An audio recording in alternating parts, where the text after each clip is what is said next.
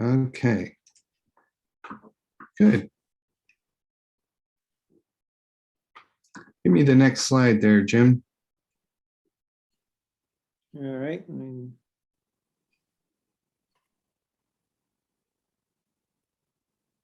Let me real quick reload this. Okay. If Okay. we Now need we're to, good. buddy, we can pull the presentation on a different computer.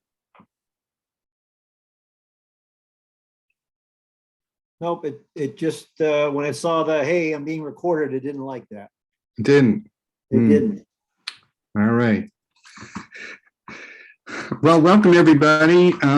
Folks are just gathering now on the Zoom call. We have 20 folks joined already, and we have 9 on the Facebook live stream. So we're damn close to 30. So welcome everybody to a really interesting and exciting presentation on a fly that I'm just absolutely in love with, and I didn't realize that Jim is too. And I think you're really going to appreciate this presentation, because Jim does not tell a story without taking us on an adventure. So welcome. So give me the next slide, buddy. We had intended to be hybrid all year, meaning that we would meet live in person at the Corning American Legion, and that virtually folks can connect through Zoom or Facebook Live. However, when the COVID numbers spiked in our county, and it also turned out that I think 3 of us in total were uncertain. We were awaiting test results to see if we too were infected. I still am on that bubble. We decided to move the meeting to virtual only. We want to protect everyone. And the whole reason for going hybrid was to have the option, if we needed to, if we had the snowstorm from hell or the COVID wave, that we could do this. So we've done it. This is why, and I'm really jazzed that our operation is just continuing on. For those of you on the Zoom call, I'd ask that you mute your mics. We'll try to keep an eye on that too if you're not familiar. I'd recommend to set your view as the side-by-side or speaker view. If you want to ask a question, I think that Jim would like that, but please be mindful, don't interrupt, keep everything rolling along, and Jim is going to take us on an adventure, so you'll want to kind of let him keep us on target. For those on Facebook Live, it's really great if you share a kind of shout out to the group, and if something catches your attention, go ahead and do that. If we're monitoring, both Bob and myself and TC are all monitoring Facebook Live, so if you ask a question, we will pass it along. If we're not passing it along, it means that we're thinking it might come up later. So just have a little patience with us. Also, for you guys on Zoom, if you want to ask a question on chat, feel free to do that. We'll be monitoring chat on Zoom as well. And so if you'd rather do it that way, it's perfectly fine. Also, hey, before I get to that slide, I want to take a moment and just recognize that this is a joint meeting with Canandaigua TU, Gordon Mueller, Al Krauser on the Zoom call, and they'll be speaking a little later and talking a little bit about their club and some of the cool stuff that they have done, especially for the Cohocton watershed. And they asked if we would be willing to kind of let them join this meeting. So welcome to all the Canandaigua folks that are joining us either through Zoom or through Facebook Live. So welcome everybody. I'm going to turn it over here to Bob Carlson, who will introduce our speaker. You guys hear me okay? Okay. It's my pleasure to introduce Jim Walck, one of our club members.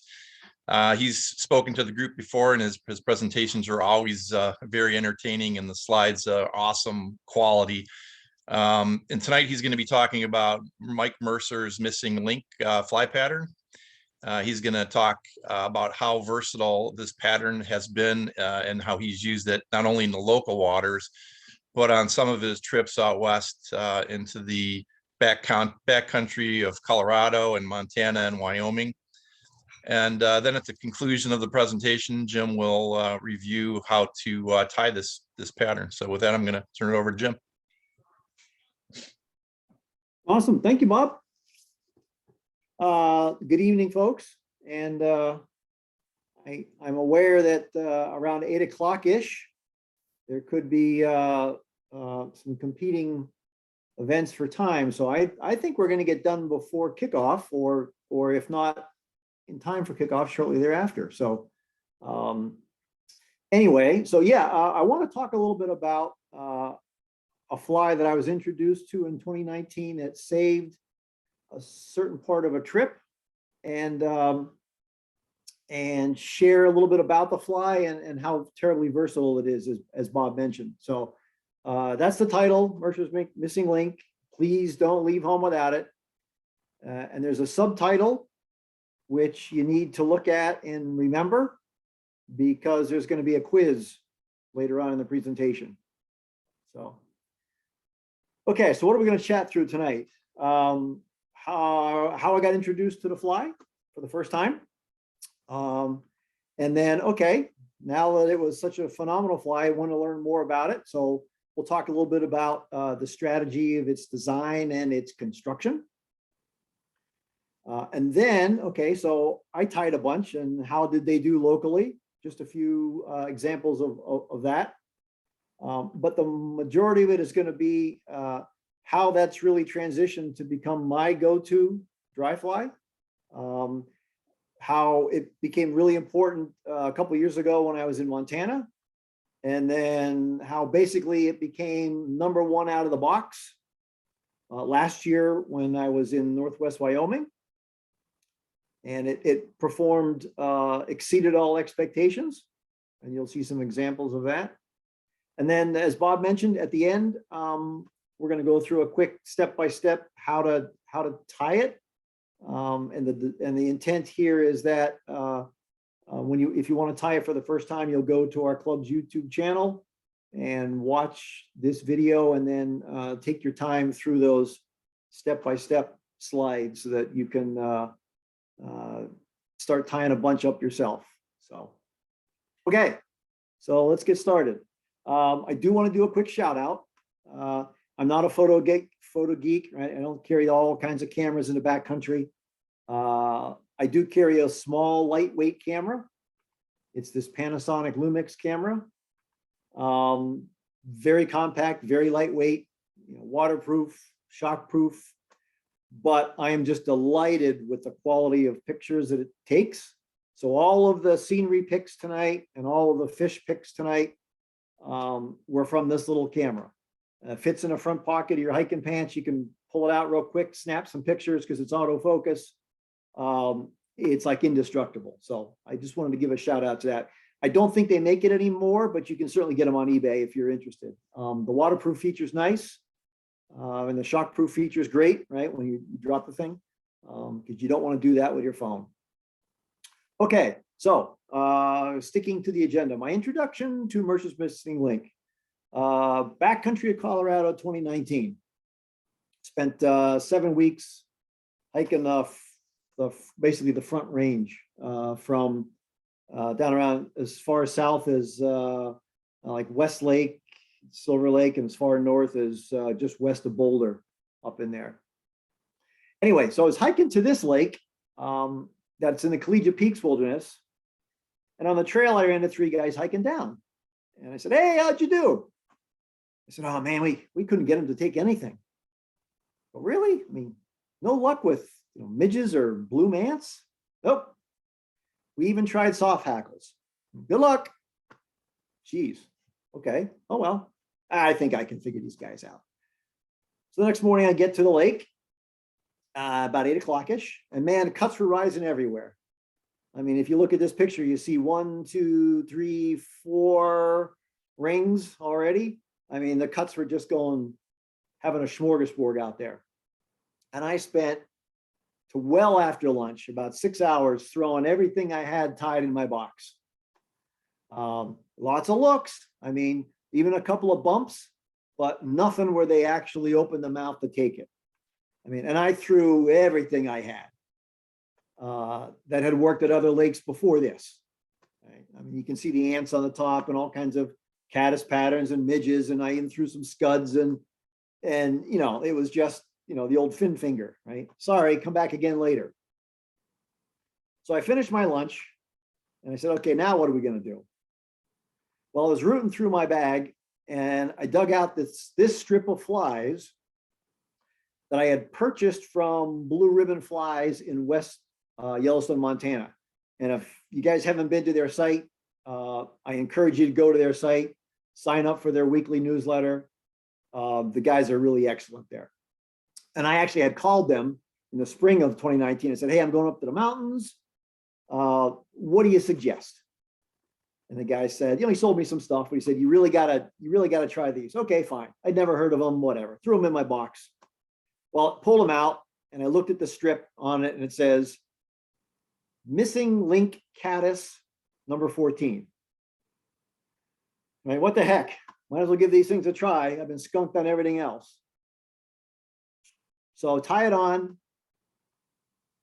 Very first cast laid over this rock. Bang. Incredible cutthroat. See the missing link right there in the jaw. I said, wow, that saved the whole lake for me. That one fish on that one fly. Fantastic. So bring it in, put it in the old dry shake it off. Second cast laid over this exact same rock. Bang. Another incredible cutthroat. So took 6 total out of the lake, but that was the first time I'd ever used the fly. And it was amazing how instantly effective it was. So it was like, wow, I got to remember this. Okay, so let's talk a little bit about what is this fly, how did it evolve, what it's made from, and what's the strategy behind it. So again, it's called Mercer's Missing Link because it was tied and created by Mike Mercer, who among other things as being the guide and the Fly Fisherman Magazine's West Coast editor is also author of the book called Creative Fly Tying. So then this is certainly a very creative fly. So anyway, what is the components, the bill of materials for this fly? Tiemco hook, 102Y, which is a black hook, or alternately 2488. In fact, if you end up buying them from Blue Ribbon Flies, they're probably going to be tied on 2488s. But the original pattern and what I tie is on a 102Y. The body is strictly thread. It's a camel thread. And then there is a ribbing of pearl flashabou. And then to kind of lock all that in, a little UV cured resin over top the body. Obviously make sure that the flashabou doesn't get too chewed up by the fish from all the teeth from all the fish you're gonna catch with it. But as you'll see in a couple slides, it also gives it a little bit of depth, like 3-dimensionality to that abdomen. Okay, what's next? it's a Thorax Bump. It's basically a dubbing ball, right? It's a peacock, synthetic peacock, but a little bit of flash in there helps. Then there's what are called downwings. It's just Zelon material, dark dun color, tied at a very important angle. The upwing is natural elk hair, very, very fine hair, right? You don't want thick hair that's hollow so that it flares too much. You want fine natural elk hair. And then there is some hackle. The original pattern had dark dun hackle. I also tie with grizzly hackle. Very slightly oversized, just enough to provide some flotation to it. So that's the bill of materials, that's the construction, and that's at the end of the presentation, that's what we'll go through some step-by-step how to tie that. Okay, so let's talk a little bit about the strategy behind its design and construction. Okay, so it was Mike Mercer, and the initial intent of this pattern was to replicate an end-of-life caddis. He was fishing some very technical water, the lower end of the Sacramento River, California. And he was getting skunked, and he said, I want to develop a pattern that looks like the end-of-life caddis.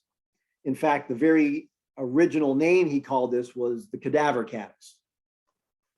So he had a lot of design intents. One of it was he wanted an abdomen that would actually hang down in the surface film to appear drowned rather than floating, right? So he wanted a very thin profile on the body, and he wanted a little bit of flash to suggest perhaps some trapped air bubbles. So that led to a non-dubbed body, strictly thread base, and the Flashaboo wrap to give it a little hint of possibly some air bubbles attached or trapped in there. He also wanted to give it an illusion of depth, right? Three-dimensionality. So that's where the UV resin came in. And you'll see on the step-by-step at the end, it does add a very interesting character to the perception of the body of this fly. Okay, then comes this thorax and dubbing bump. And its real function is to anchor and splay the Zelon downwing, and also to anchor and support the elk upwing. And it's synthetic material with a little bit of flash. And what he wants to make sure that this dubbing ball does, it serves the function of prevents particularly the Zelon downwing from when it gets a little moist or is in the water for a while, collapsing against the hook shank. He wants to keep them splayed out to appear as though they're wings. So that dubbing ball, when you tie it in, when you'll see during the session, the step-by-step session, when you tie it in tight to that dubbing ball, it makes sure that Zelon downwing stays flared, which is really important. Okay, so about that downwing, his intent was to make it look splayed on the surface, right? But he wanted it to look extremely frail, somewhat translucent, not a well-defined wing profile, and also not opaque. So it's important to be very sparse with the Zelon. Right? You're going to want to use like half of the thickness of a regular Zelon bunch. And we'll go through that, but very sparse because you want it to be appear to be very frail, but not dense enough to be opaque. Okay, and again, the reason that you tie this tight against the dubbing ball is so that the Zelon fibers don't collapse against the hook shank after this has been fished for a while. And it's important that they are separated. They look like two separate wings trapped in the film of the water. Okay, the upwing. He wanted like a back wing silhouette, but a very durable material. So that's where the fine elk hair comes in. Of course, it could look like mayfly wings. It could look like a lot of different things, but most importantly, because it's lighter in color, it gives the fly tremendous visibility to the fishermen when you see that out there in the water, especially if there's a little bit of a chop going on, you can still pick the fly up very quickly. Okay, then the hackle that we mentioned, it's basically to support this low riding profile. Okay? And of course, it also could represent some, splayed appendages, but its primary function is really just to provide some support.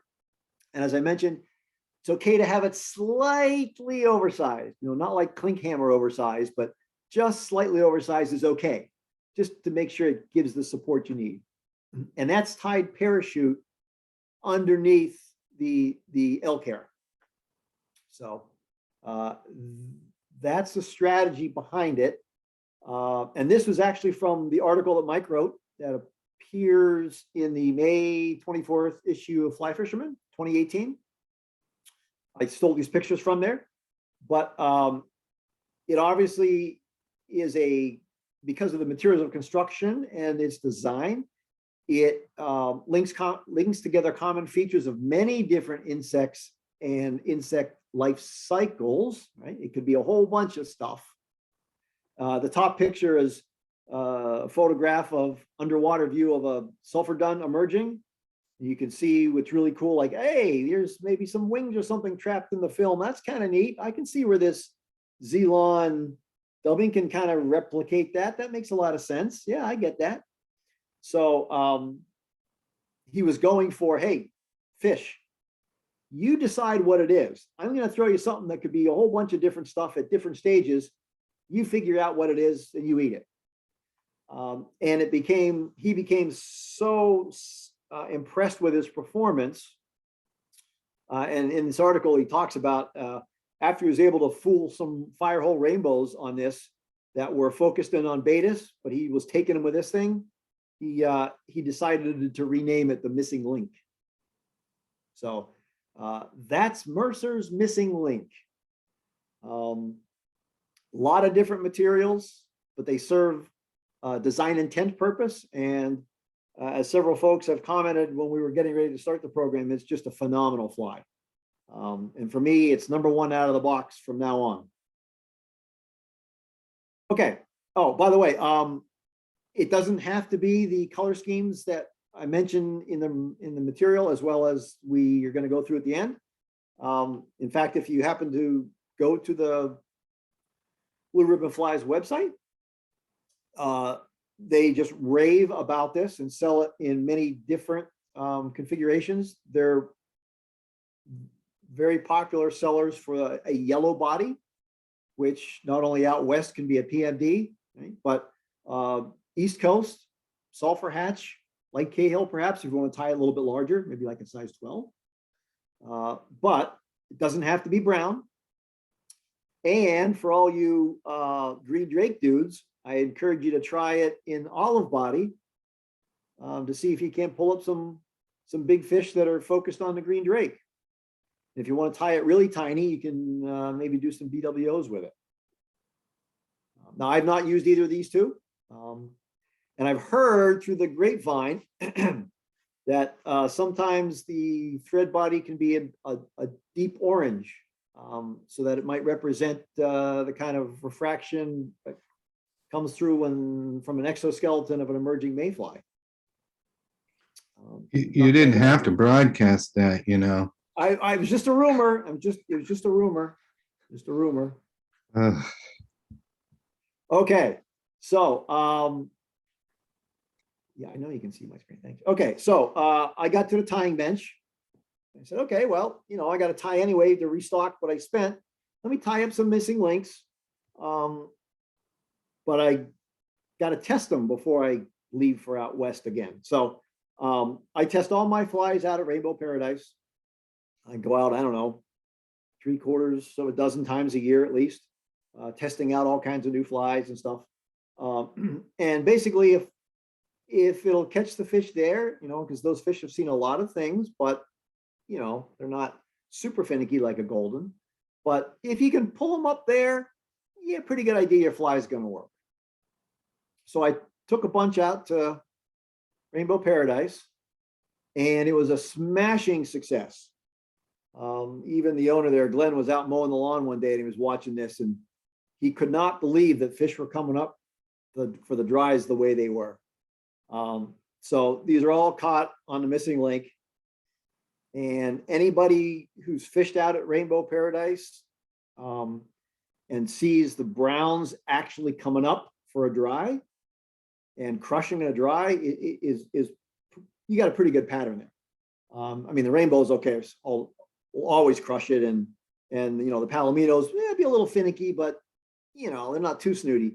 But to dredge up the browns from the bottom, to have them coming up and taking a dry, it's a pretty good pattern. So that said, okay, I think what I tied up is good enough to give it a shot. So I gave it a shot. And that was Southwest Montana 2 years ago. So 2019 was Colorado, and I had on my agenda to do Montana. So this is where I got a tremendous amount of confidence in the performance of the missing link. So you'll see some of that here. But before anyone ventures out to Southwest Montana or Northwest Wyoming, you got to make sure you bring one of these. Bear spray. Why? Because that area of the country is bear country. There is no question about it. So a little safety piece in here.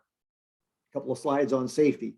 Also, by the way, when you apply for a backcountry permit in Yellowstone, before they give you the permit, you must watch a video and answer some questions about bear safety and what to do at the various types of bear encounters that you may, scenarios you may be interjected into.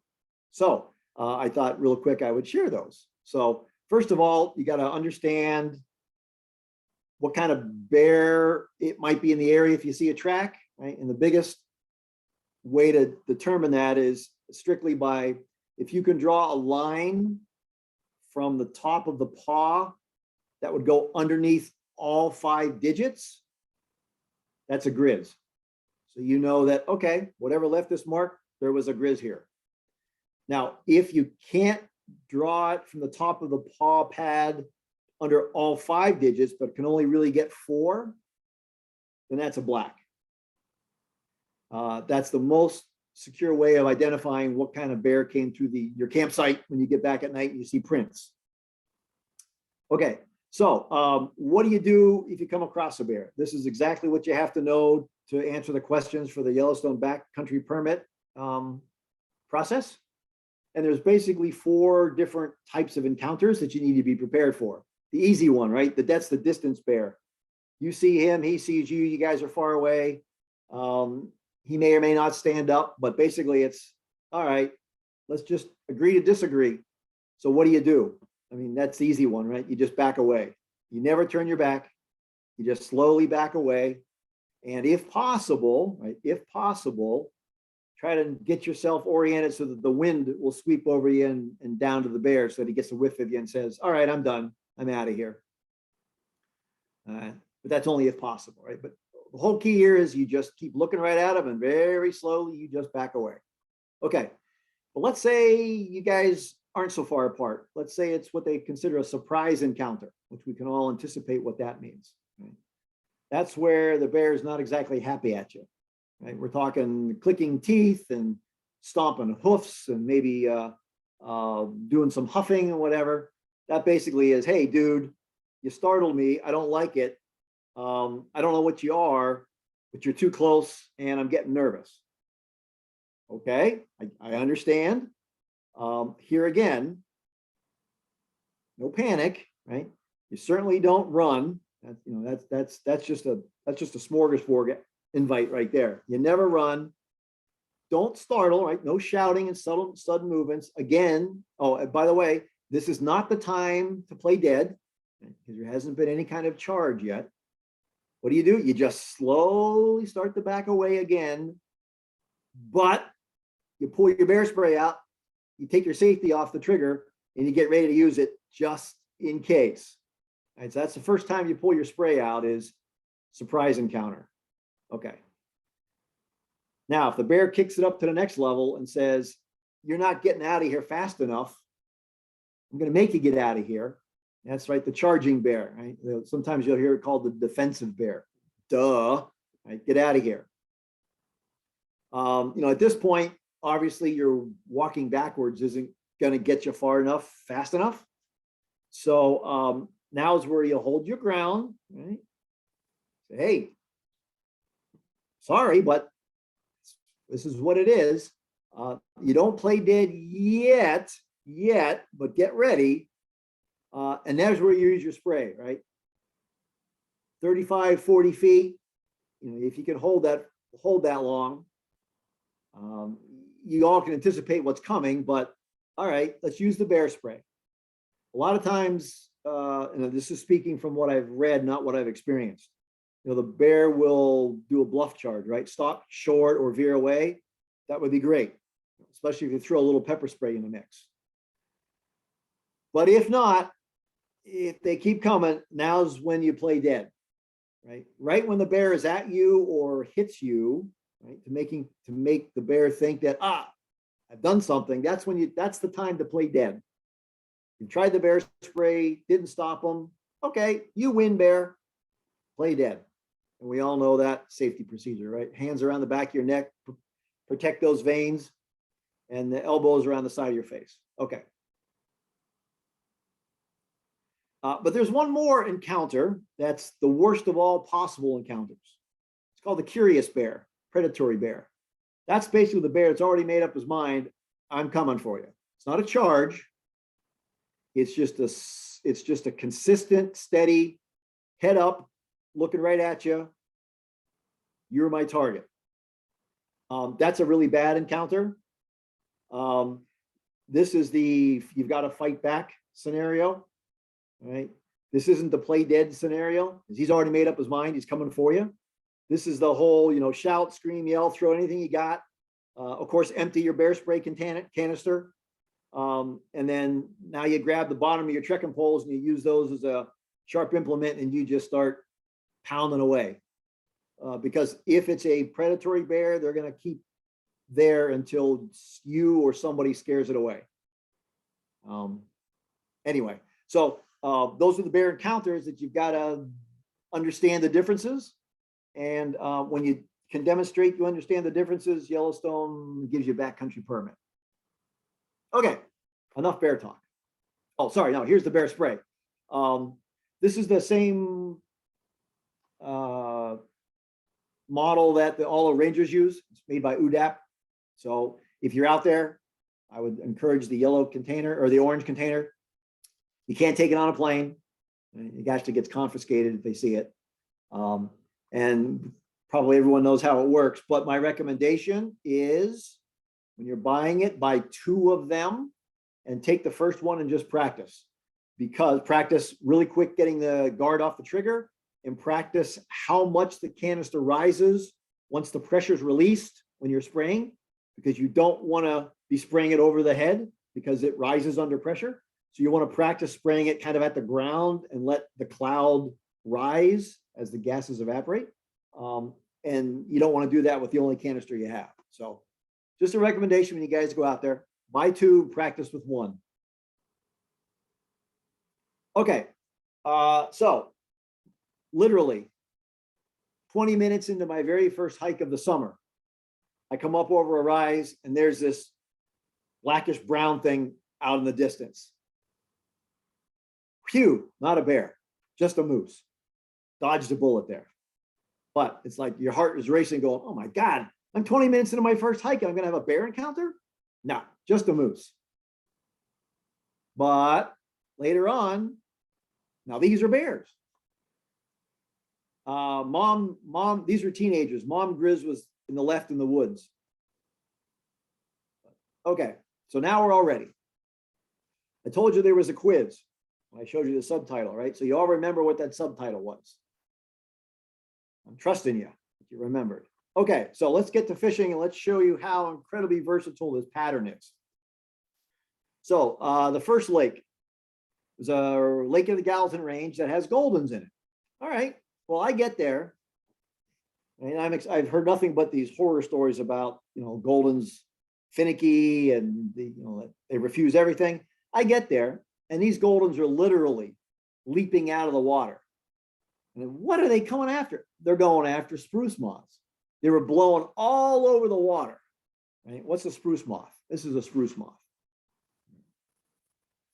And these things would be flying over the water, land, and the Goldens are just crushing these things. I mean, they're leaping foot or more out of the water. So I'm saying, oh, well, I need a fly that looks like a struggling moth, don't I? That's the ticket. Well, guess which one it was? That looks like a struggling moth. Sure it does. Well, how well did it do? Got my fair share of Goldens out of that lake. I'm not going to complain about any of these. And my favorite picture, although it's not a hog, the colors on that fish were just spectacular. Crimson stripe, you know, the par markings, just beautiful. So the missing link imitated exactly what they were looking for. So just an incredible couple of days up there fishing. All because of the missing link. I mean, I tried other stuff and I got shut down. You put the link on, hammered it. Okay, so Goldens, check. Okay, crossed to another range, a lake in the Madison range. This lake had Grayling. So you get there and man, they're cruising everywhere, but they're not rising. They weren't rising at all. So I had to bring them up, right? So I needed a fly that could pass really intense scrutiny. These guys would look it over and look it over and look it over. Well, guess which one did the trick? You got her. That thing, the Grayling just absolutely crushed it. There was never a hesitancy when a Grayling took it, got this in its vision and it came up for it. There was never a hesitancy with the missing link. Yes, other flies they refused, but not the missing link.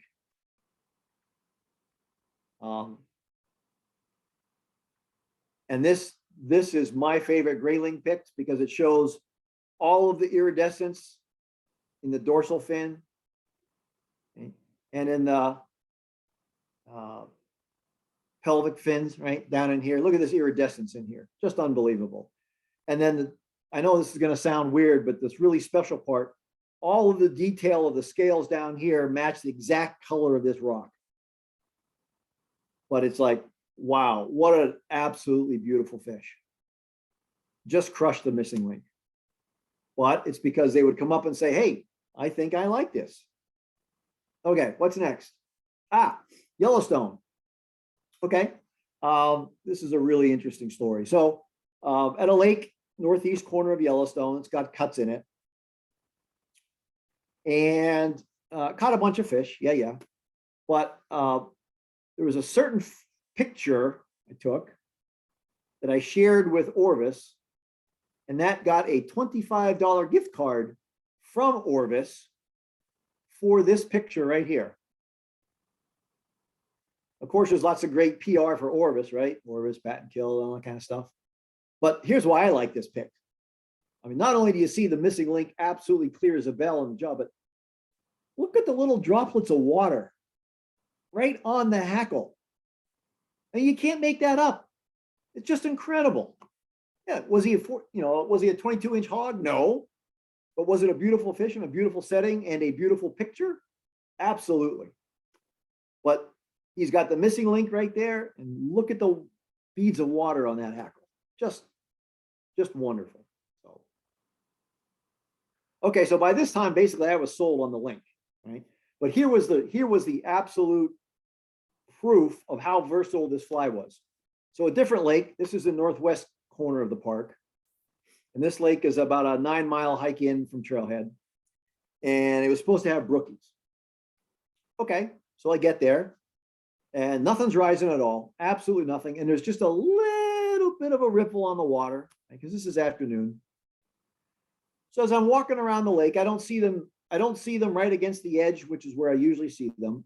But eventually I pick them up. They were hunkered down fairly deep. I'm going to guess about 10 to 15 feet. The water's so clear you can see them. But they were really hunkered down there. So I'm saying, okay, how do I get these guys up, especially with a little bit of riffle on top? Well, I said, let me try to skitter something across the surface. see if they'll come up for that. So I tied on a link because I thought maybe the short butt fibers from the elk hair right against the eye could give it a little bit of a pontoon action. So tied on the missing link, and I just started skittering it across the surface, right? 3-4 foot strips, slow, form a little bit of a V wake, right? The fly never swamped, always stayed riding high, and it brought those brookies up. It was just amazing to watch how they come up for it. I'd pick a fish out, and the fly would have to move about 6 feet before they were interested enough to pick it up, but they would come just rocketing right up off the bottom and crush the thing. Now, this was about a 17-inch brookie there. He was a nice fat one. But the action of that fly, it never swamped, it rode high, and you could do 3 and 4 foot strips at a time, nice and steady. That's what brought these fish up. But they weren't rising for anything, and they were just sitting down the bottom. They didn't want to come up, but this was too juicy for them to pass up. So another feather in the cap of the missing link. And then the last range, the last lake that I went to for the summer, it's up in the Absarokas. And this was a pretty interesting lake because it had both cuts and rainbows in it. Right?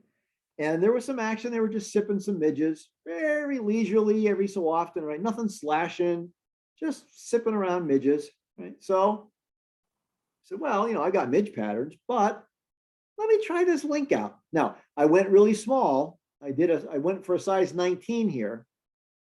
So it was pretty small, but here's where that light colored elk hair allows that fly to remain visible even in a little bit of a chop. So I needed something that had a really slim profile, right? Kind of midge-ish, but was still visible enough that I could see where the heck the darn thing was out there. Well, the link came through again. Okay? Not only did it hammer the cuts and the rainbows, but I didn't realize this until I came home and looked at the picture. I got a cut bow. It's like, wow, that's kind of neat. It's got the features of both, a little bit of this, a little bit of that. That was pretty cool. But they were targeted midges, but they came up and took that link. Now, like I said, I had to go small. I was fishing a 19, but they still took it. Okay, so after that experience, right? After being convinced that, man, this is a really good fly. I gave the challenge this year. This past year was Northwest Wyoming, and I said, I'm going to start with that, and I'm not going to take it off until I get skunked. Every lake I go to, regardless of what I'm fishing for, I'm starting with that. That's going to be my go-to fly. And you proved me wrong, Missing Link. And it failed. It could not prove me wrong. That fly was absolutely incredible. So how did I use it here? Well, I want to show you a little bit more about the versatility of this fly. So this year was Northwest Wyoming. So my buddy from Corning, Scott, and I went into the Poposia wilderness of the Wind River Range. We went in about 12 miles or so. And the lakes that we were fishing, pretty big water now in this lake. And I wanted a fly that could, as I say here, take a licking and keep on catching.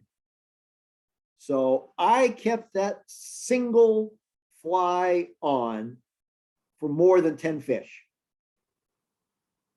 And we hammered the cuts. In fact, this lake had both strains in it, a Snake River strain and a Yellowstone strain. And these were not small fish. And that fly held up fish after fish after fish. All I did was put in the little container of dry fly crystals, right? Dry it out, put it right back out there. It floated exactly the same. I never put more floatant on it. I just used the crystals. The fish tried to chew the heck out of it, and they could not do it. So that missing link just stayed on and kept catching and kept catching and kept catching. Hey, Jim, let me ask a question about that. It's been my experience that eventually you'll catch enough fish and then the fly will start to sink and absorbs enough stuff. And for me, you know, maybe getting more than 10 fish is pretty rare, but you might be tying them different or doing something different. When I first tie it on, I do soak the elk hair with floatants. I don't know, loon or some liquid, like gink. I'll just say gink, you know.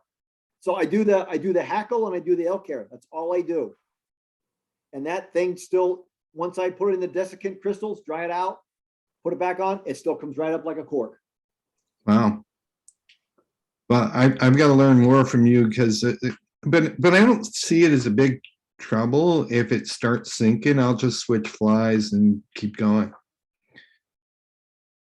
Yeah, now what'll happen on mine, the first thing to fail on mine is the hackle will go. Oh, yes. You know,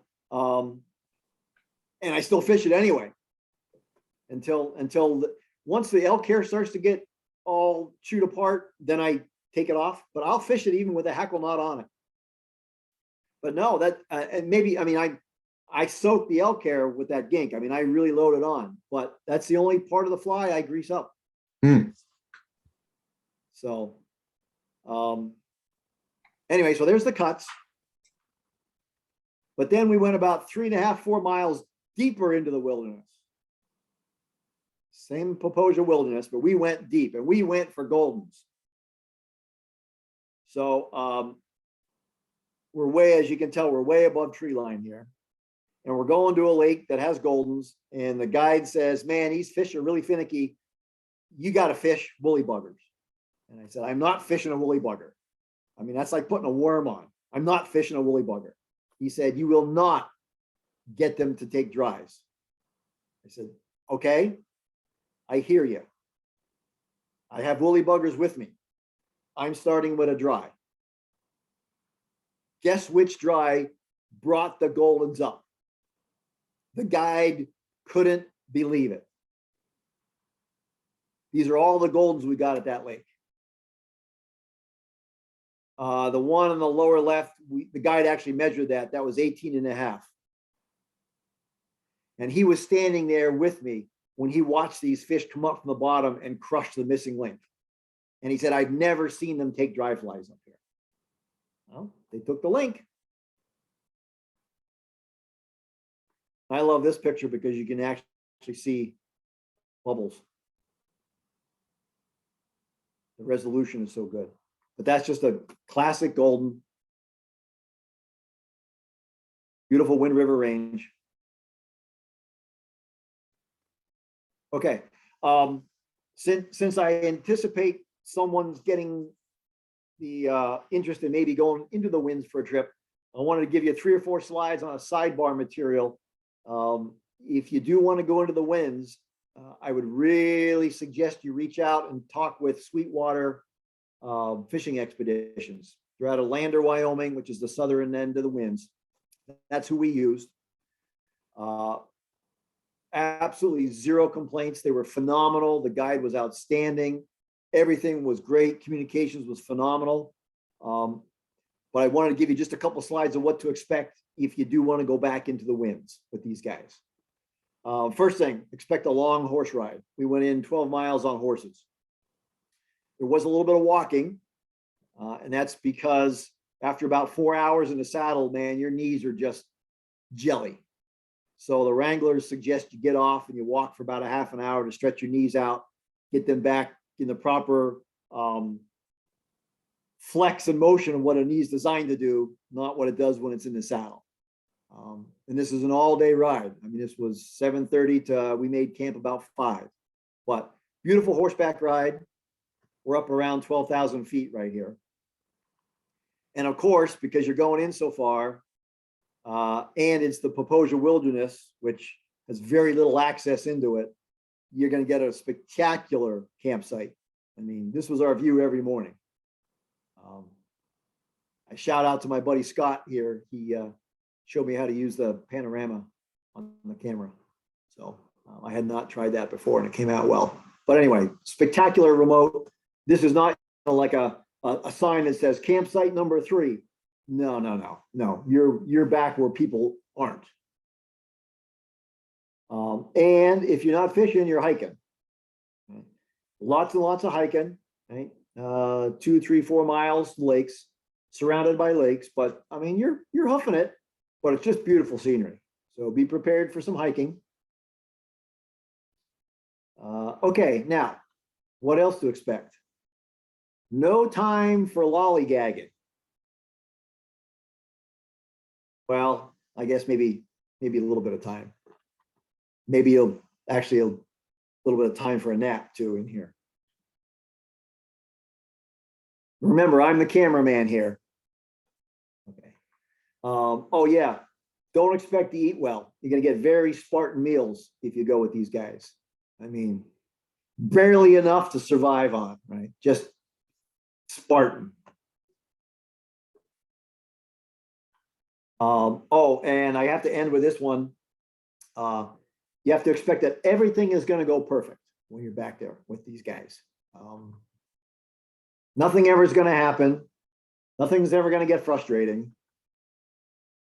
And the reason I put this in here is if you guys do go back into the winds and you go into the Popoja Wilderness, you'll probably still hear these words bouncing around the mountains back there.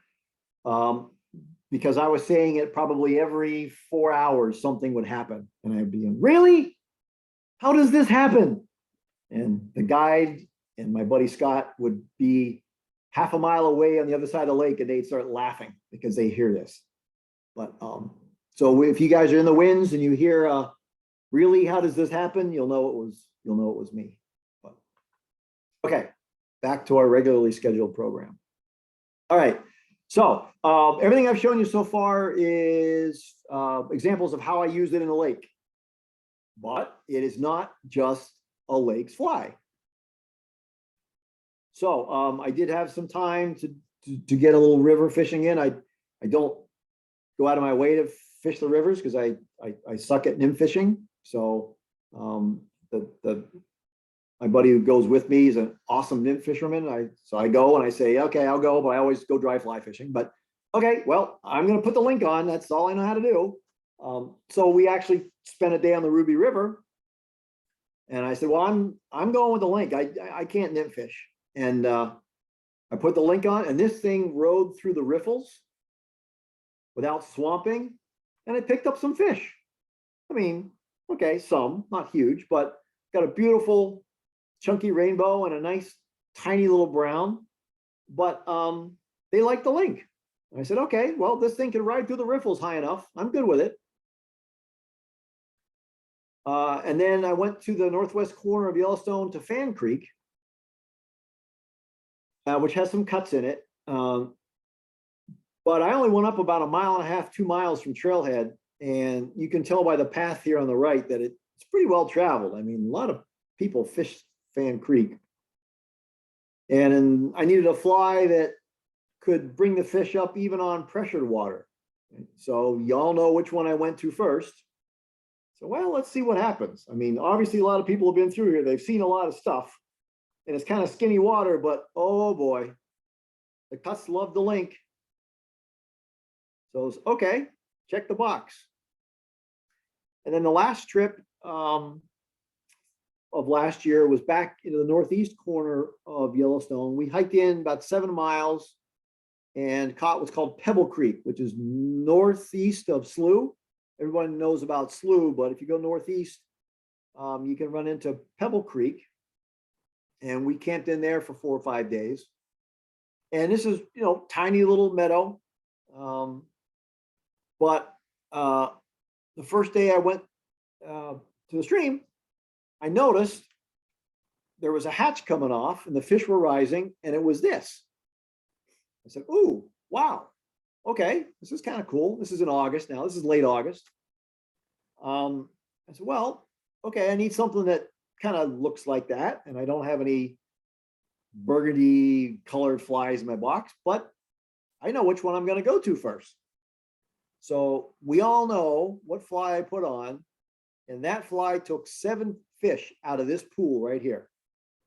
I mean, I spent 3 days, probably walked 4.5 miles of this little stream, and it was just amazing fishing. But it was the missing link. Anytime there was a finicky fish or wanted to guarantee I see like a really big fish in the pool, I want to make sure he comes up, it's the missing link they come up for. Right? Here's just a couple of shots to show how they absolutely crushed the missing link. And what is really special about this picture on the right is if you look very, very close, you can actually see the ribs of the flashabou on the body of that fly. Right there. It's like they just loved it. So it can work in a stream as well, not just a lakes fly. All right, so bringing this on home. What's Mercer's missing link? Well, it's a fly so versatile that it can imitate caddis, mayflies, midges, and more. Right? Even spruce moths. We saw that. Check. Right, what else is it? Well, it's a fly with demonstrated ability to catch grayling, cuts, rookies, rainbows, browns, and goldens. Check. It's robust enough to be fished in both lakes and streams. You can skitter this fly. It'll ride through the riffles. Nothing it can't do. Check. And the real best testament, not just me, the best testament to this fly is so effective that your guide asks you to tie a dozen for him. That's when you know you've got a winner. So, Mercer's missing link. You got to buy them or you got to tie them, and you've got to try them because they are just so incredibly versatile. And yes, this cut was caught on a missing link in this lake in Colorado.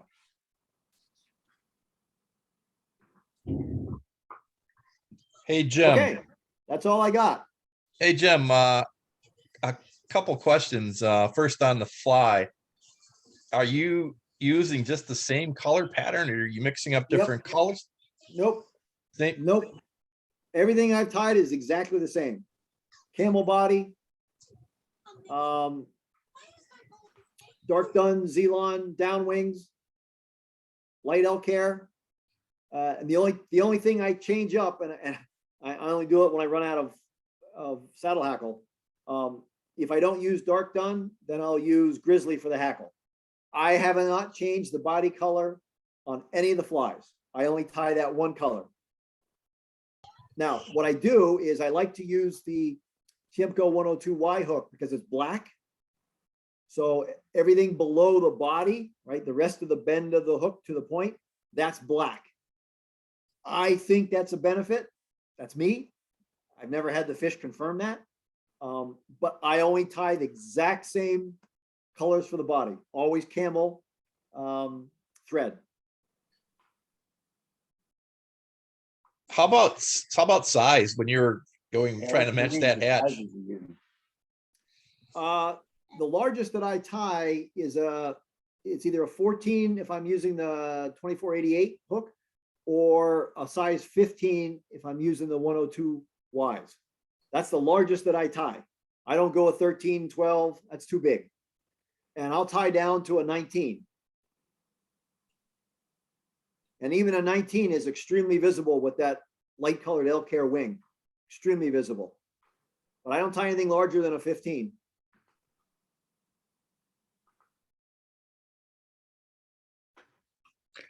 Is it a good time now, Jim, to add some supporting comments?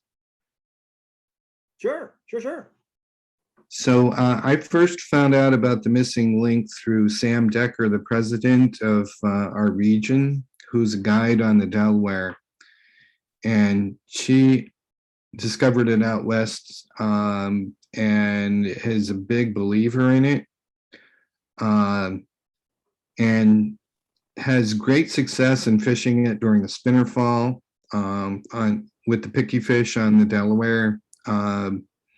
We'll throw it when she's not sure if it's a caddis or a mayfly, because they seem to not matter. And it really is uncanny how well it can trigger the fish, even when you don't. It's not clear that what they're taking it for. It doesn't matter; they'll just eat the fly. I do tie mine with different colors. I'm not sure that I could debate that it matters, but I do it. And as you told the rest of the world, that I do tie them with an orange body, which I believe triggers the nymphal shuck, and I've found that works really well too. So it's a great fly to experiment with. It's a son of a bitch fly to tie. I think it's very, very hard. So I know we're going to tie it after the announcements, but this is one that you want to do when you're at your best behavior, and best tying, because I think it takes a while to get it dialed in. You want to add to any of that? Yeah, I agree with you don't want to start your tying season off every year with this. Because yeah, you can get the body and the thorax dubbing, but the elk particularly, getting that secured, getting it cinched down so that it doesn't come loose on you when you're fishing it. You want to practice your dexterity and getting everything warmed up on other flies before you try this pattern. And you're not banging these out, every 2 minutes you got to fly. These take a little bit of time to work through, getting the down wings oriented the right way, not crowding the eye with a dubbing ball. This might be the third or fourth one you do when you pick it back up every year rather than the first one. Hey, Jim, a question came up in the chat. Bill Wirtz asked, are the fish in the lakes you're fishing, are they wild or are they stocked periodically? Golden's, Grayling are wild. Cuts stocked everywhere from 4 to 8 years. Rookies were wild. They were never, they're not stocked regularly, but now the cuts in the winds are wild. And of course the Goldens are wild in the winds. But some of the lakes, like in the Madison Range and things, all the cuts in there are stocked everywhere from 4 years to 8 year cycles, whenever they can get the helicopters in there. Now this particular lake in Colorado, this one is not stocked. These are wild. But like the lake that had cuts and rainbows and cutbows, those are obviously stocked. A follow-up question: when you went into the Wind River range, into the wilderness, were you? I'm aware there's a big Indian reservation right there. I fished in that. Mm-hmm. Were you on the res, or are you outside the res? We did not camp on reservation land. We did travel through the reservation land and had to get permits for that from the council, but we did not camp or fish on reservation land, but we were extremely close to the border. Anybody else have a question for Jim before we move to club announcements?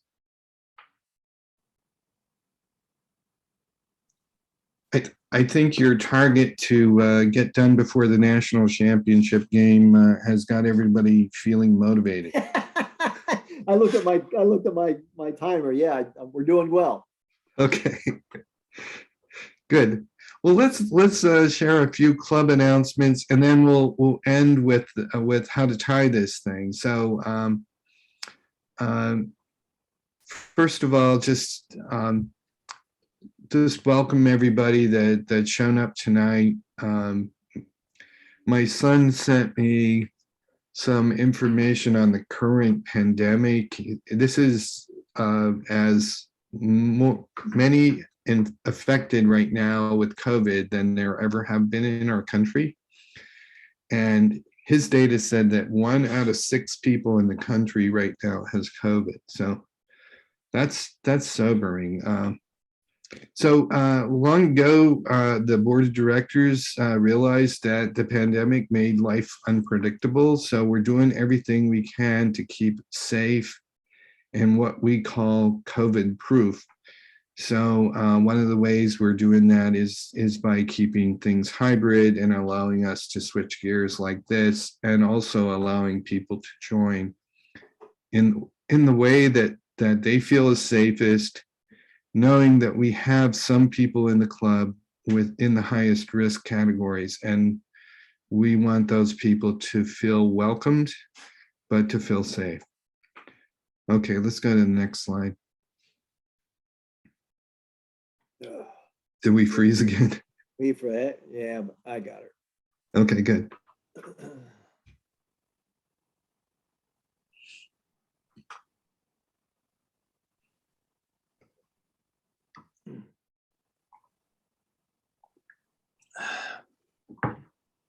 Okay, next slide. All right.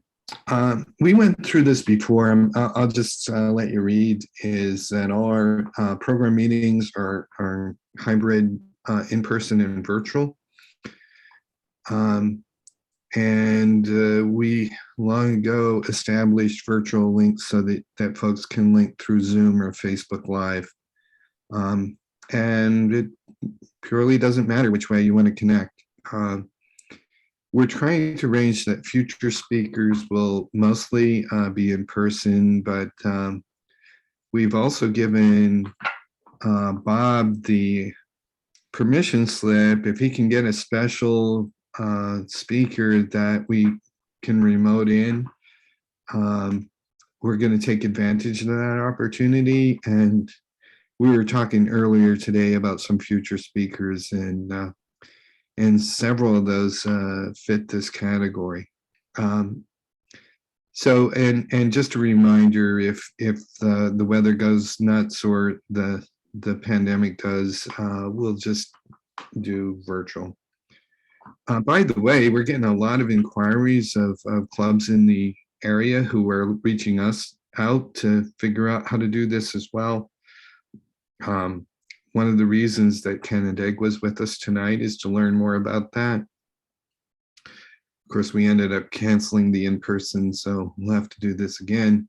But we're actually talking to the Anglers Club of Philadelphia, who's a big, a very, what I want to say, a legacy fly fishing club in Philadelphia. And they're actually looking to us to give them some pointers on how to do it right. So that was really cool conversation. So you know that our venue changed from the Big Flats Community Center to American Legion in Corning. And the great part of it is the room that we meet in is humongous, and you can get a beer. And it's not very expensive either. And if you do come, there's some protocol requirements that are imposed on us, and we're trying to balance and meet. And so these are the protocol requirements in place at the moment. Good enough. Let's roll. We talked about this before. So let's just click through this and the next. Oh, not this one. I want to remind folks, because there's some confusion. If you are part of our community, whether you be a member or somebody who's interested in our club, there's 2 Facebook identities that you want to be sure you're linked in. The one on the far left, Jim, you might want to point to that, is our Facebook page. And that's where we live stream, we put all the club announcements. It's kind of like a website. But the cool part there is we've got a lot of goodwill with folks who are guests, and many have contributed to our club by using that donate button. We really appreciate that, and it really helps us out and helps us to know that you're on board. The second in the middle there is our Facebook group. It's a little different entity on Facebook than the page. That allows exchange between each other. So we can show fishing pictures, we can show pictures of flies we tied, we can chat back and forth. That's our social platform. And so you should check and make sure that you're part of both. And feel free, feel encouraged actually to chat amongst each other on the group, or yeah, did I get it right? Group. And but you can't post on the page, no, only the admins can do that. By the way, a recording of all our events or all our programs you'll find on the page. So if you want to go back and review any of Jim's presentation, it's easy to do on the Facebook page, or on the far right is our YouTube channel. That has all our monthly program meetings. It also has our master fly tying demonstrations are on our Facebook or our YouTube channel. You should become members of all those, regardless of whether you're a member of the club or you want to be a friend of the club. We encourage visitors. What we ask is that once you visit more than a couple of the club events, is you make a decision on joining. All right, let's go to the next. We got a lot underway being planned. First of all, next month in February, Lindsay Agnes will be talking about steelheading. Lindsay taught me how to spay cast, and I'm so excited that we're going to have her. And you want to mark your calendars and be in the meeting when Lindsay talks. She's also gonna, she's an expert. She's very knowledgeable on women in fly fishing in our state. And she's given presentations all around the state on women in fly fishing and a long legacy that we've had. So I've asked her to include that as part of her talk. I want to let you know that on Thursday, we're going to get underway with a beginning fly tying lesson. It is filled with actually 9 members, or 9 in the student group. There are 4 classes where folks are going to learn through Zoom how to tie flies. And I'm teaching the first 2 sessions of that. Matt Collins is teaching the 3rd, and Joe Cambridge is going to bring it home with the 4th session. So that group of beginner fly tyers is getting exposed to some really good tyers. And this is our 2nd time to do virtual fly tying lessons. The students have materials that have been sent to them. So they'll be tying, and we'll be able, hopefully, to see most of their vices and give them coaching on fly tying. That's open to members only. And what's cool is we've had 3 people that just joined the club, so they could participate in that beginner fly tying. Also, next week we'll be kicking off a master fly tying demonstration. That's a 2-hour demonstration of different fly tying topics. in the case of next week on the 20th, I'll be doing a demonstration on bass flies and flies that I consider essential. You need to be a member to join, but there's still plenty of time to join our club and sign up for that session. You do that through Matt Collins.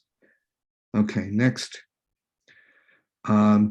I am really super jazzed that we're going to do our fly fishing school this year at Bill Wirtz's Lake on April 30th.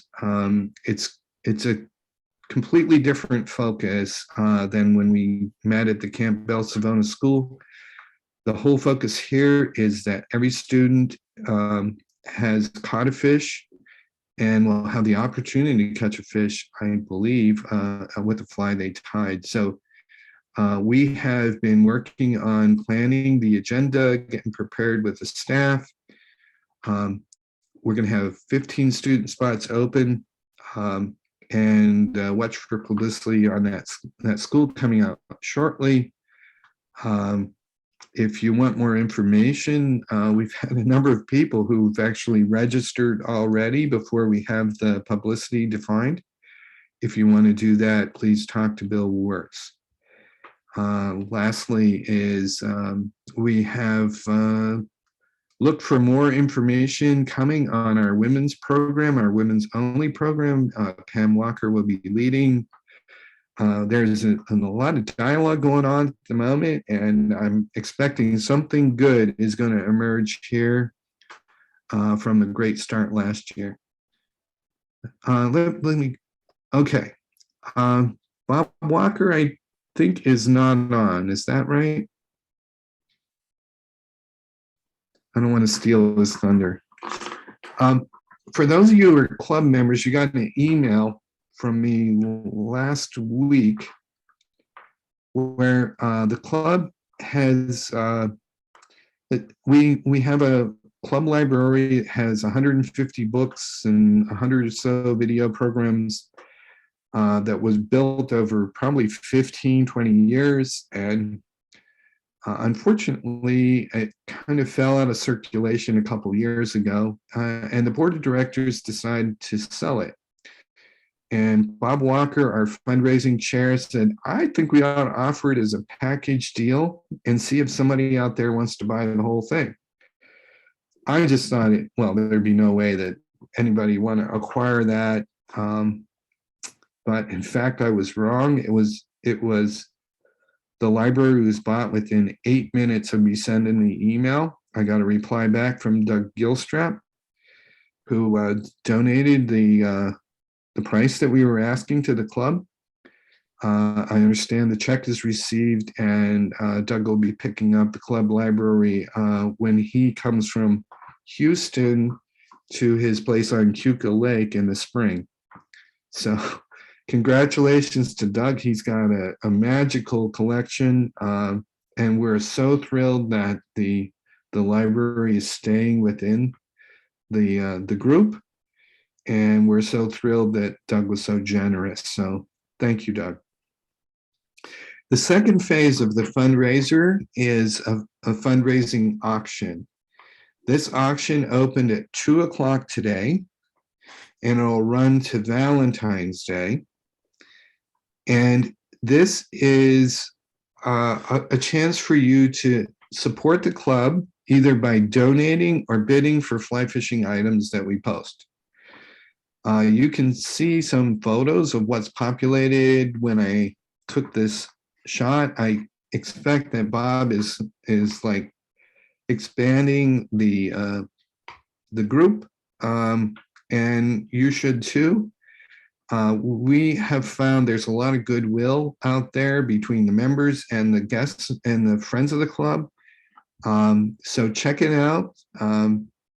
And the best item in this auction is a super rare classic canoe that is, I think it's over 30 years old. It's in brand new condition and it has only been used twice. And it is in mint condition. and we're selling that. It's just a super rare find. If you are a canoeist or have a buddy that's a canoeist, this is one of the oldies and goodies, and you should check it out. All right, let's go and turn it over to our friends in Canandaigua and Gordon Mueller. Thank you, Kirk. Really appreciate the opportunity to meet you folks down there, and also appreciate you running the meeting and me not having to. So it's a little bit of a vacation for me today, letting you guys do, especially all the techie stuff.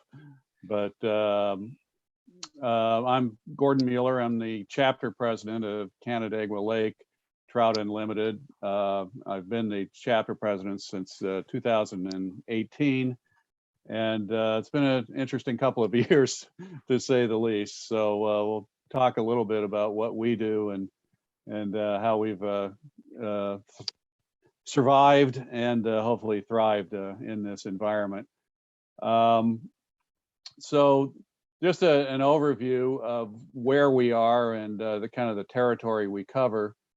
This is a screenshot of the map from TU's website when you want to say, find me a chapter. And so we're chapter 594. And this map's a little bit out of date. Our territory is mostly in Ontario and Steuben counties. And last year, the Conhockton Valley chapter was dechartered. They weren't apparently able to kind of continue operating, or the previous presidents decided they needed a break or so forth. So it was pretty much a dormant group. And we've always done quite a bit of activity in the Cohocton River. So when this was coming about, Larry Charette, who's the New York State Council, the leader of that group, basically wanted to kind of split the territory of Conhockton Valley between our group and some of the other chapters, like the Catherine Creek and so forth. So they asked us to request which zip codes we would like to have added to our territory. So that area and kind of that triangle there, basically south of where we were, from like Naples down to Bath, that part of the Cohocton Valley I requested, and then a few areas kind of to the east and west there. So so that added quite a bit of official territory to us. One thing I found out is the reason these maps are so weird looking is that they're all based on zip codes. So that's why you have these kind of oddball kind of boundary, jagged looking boundaries. Those are all postal zip codes. And as you can see, there are quite a few chapters in our area of New York, several quite large ones. Seth Green, which is in the Rochester, Monroe County area, and then Leon Chandler over in the Ithaca and Cortland area are two pretty active chapters with fairly big memberships. And then there's some smaller ones that, like Conhockton Valley, that are kind of struggling to survive. And so I think the secret for especially our smaller groups is to do more things like tonight, where we collaborate with other groups and just trying to do more cooperative events. I think there's been kind of a little too much kind of rivalry, if you will, between these groups. And for all of us to, thrive and survive, I think we need to kind of take a little different mindset and realize we're all kind of in the same boat, and do, events together and just leverage our different, meeting or membership and so forth. Amen to that, Gordon. Amen. Yeah. I always tell people if we, went up by an order of 10 on membership of TU and FFI, I still don't feel like we'd have enough to face the daunting challenges. Yeah, it's probably we follow that kind of 80-20 rule, or might be even 90-10 in our case, where 90% of the work is done by 10% of the people. So we do have a really kind of active core group of members, but we face a lot of challenges that I think a lot of clubs do. Probably aging leadership is, I would say, is the number one, and just trying to get kind of the next generation of fly fishermen and trout fishermen involved in TU is, I would say, our challenge.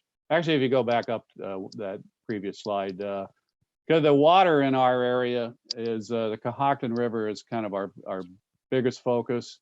And but here's just some of the other waterways: Naples Creek and West River, which are the inlets for Canandaigua Lake, and then the outlet tributary, Canandaigua Outlet on the north end of the lake is actually a pretty good fishery, and not as well known as some of these other ones. We have a little bit of a Rondequoit Creek, which is actually not far from where I live here in Victor. Kind of the headwater of that is in our area, and then 5 of the Finger Lakes are actually in our territory. Canandaigua, and then a lot of the little lakes, Honeoye and Canadice and Hemlock Lakes. So there's a lot of water we have, and a fair amount of fish. Okay, now go ahead there. So we have up to at last count about 230 members. That jumped in May when they did add those members from south of us. And some of our major programs that we do is we received a grant from TU called an Embrace a Stream. And my colleague Al is going to talk a lot more about that and what we do on the Cohocton with that grant, and also the tree planting and maintenance we do there. We did have a very vigorous veterans program with Project Healing Waters fly fishing at the Canandaigua VA Center. Unfortunately, due to a variety of things, COVID being the biggest one, of course, and a big construction project there, that's been kind of on hold for the past couple of years. So we're hoping to eventually resurrect our veteran programs because they were very popular.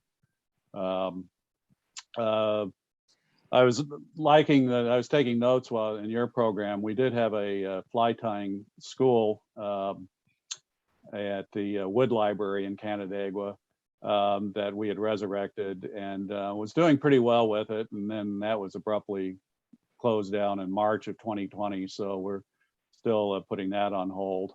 And we've also had some special fly tying events with Tim Flagler was the most notable. And then a few years back, we had Enrique Puglisi come up from Long Island, which was a very good, interesting demonstrations he did.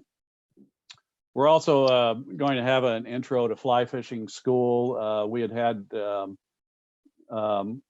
a pretty good fly fishing school for quite a few years, and then that was kind of put in mothballs and about 7 or 8 years ago. So we're resurrecting that. This is actually this May is our 3rd attempt to do it. We had to cancel it twice in 20 and then 21. So, but hell or high water, we're doing it this year. I think if we do mostly outdoor events, that'll go a long way in this environment. And we have a pretty good newsletter. We get a lot of compliments on that. We call it Tight Lines, that we publish each month. We also use MailChimp as our kind of membership and mailing database, and use their newsletter capability. And we also have a Facebook public group, we call it, which we have about 330 fans of that. So a lot of the same things you're doing. And we've had to kind of adapt to this new environment by upping our technology game. And I wanted to thank you, Kirk, for helping us do that, because we were doing pretty good with our in-person meetings up until February of 2020. We used to also meet in the American Legion at the hall on North Main Street in Canandaigua. And then, of course, like everyone else, had to kind of lock down and close down everything in March and April of that year. And so over the summer, we said, well, how are we going to keep our boat afloat here? So that's when we also started learning how to do Zoom, and held our first virtual meeting in September of 2020. And that's what we've been doing ever since. And they've been pretty well attended, in many cases, better attended than our in-person meetings. The one big advantage is on a night like tonight, when it's cold and stuff in January and people may not want to venture out, it's nice to be able to just log into Zoom. And we also have a YouTube channel. We created that last February, and do the same things. We record our meetings, and then we upload them into YouTube. YouTube was probably the easiest thing we've done technology-wise. I was really happy with how easy it was to set that channel up, and we get quite a few viewers. The last May we did our program profile of the Cohocton River, and so far, let's see, we've had over 180 viewers have looked at that. And we also did an online Zoom fly fishing, our intro to fly fishing we did on Zoom, and we've had about 60 people view that. So we've gotten some good traction on recording and our meetings. And then we did on the top of this page, this is a screenshot of our new website, canandaigua-lake-tu.org, that went online in July. And our previous website was getting a little long in the tooth. It was at least 12 years old, so it was time to do an upgrade there. And one of our members is actually online, John Chaldone, really did a wonderful job creating this, and it's really a beautiful site. So if you have a chance, please meet us. So we've had to, embrace technology, and it's worked out pretty well. But now it is time to hopefully get back to more in-person things, hopefully this year.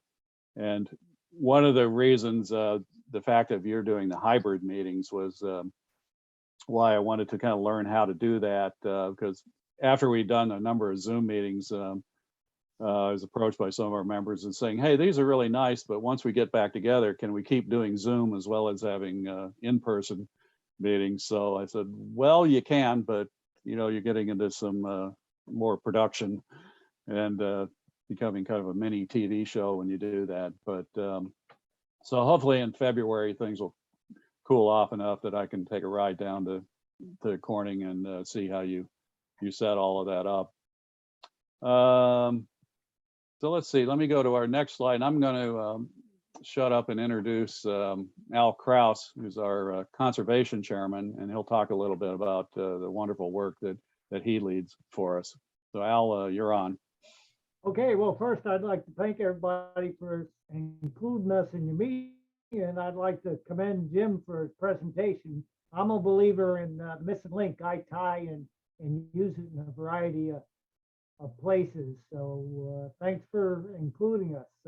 I've been the conservation chairman with the Canandaigua Lake chapter since about '96 when I moved here from Alaska. So so since that time, we've done a lot of environmental projects in a lot of different locations. For example, we helped with, did a lot of work with the invasive species program at Canandaigua Lake.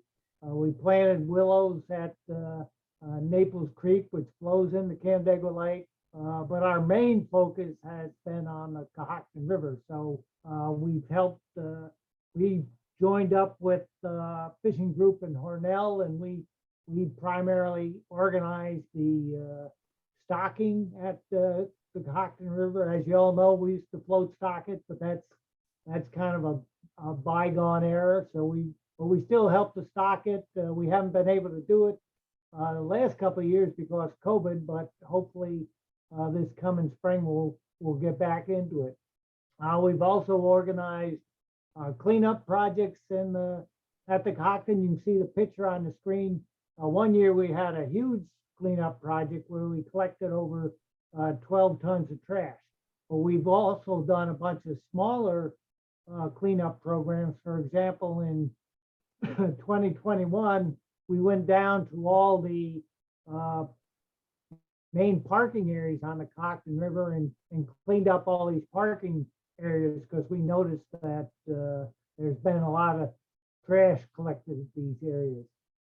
One of the biggest things we've done at the Cockton River is we've planted thousands of trees along the river, and every year we do something related to trees. Either we plant new trees or we go down and try to maintain the trees that we already planted, because you just can't plant them and forget them. Otherwise, they don't last very long. So in 2021, we planted a bunch of trees, and we also went to other locations and we maintained them.